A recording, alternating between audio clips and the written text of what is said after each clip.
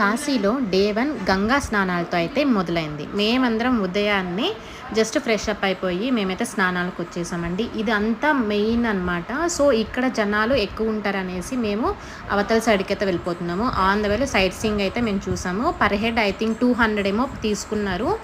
ఇటు మెయిన్ ఘాట్ దగ్గరకు వచ్చేసరికి వాటర్ చాలా డర్టీ ఉంటాయి. సో, మేమైతే అవతల వాటికి అందుకని వెళ్తున్నాము.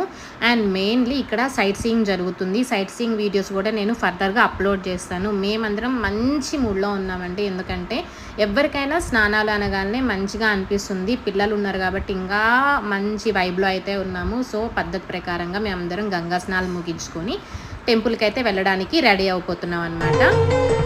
గండాలను పాపాలను కడిగి వేయగా ముక్తి నదిని 3 మునకలే చాలుగా జలది వెనకలకు పోసె జనని గంగా భవాని ఆమె అండ మంచుకొండ వాడని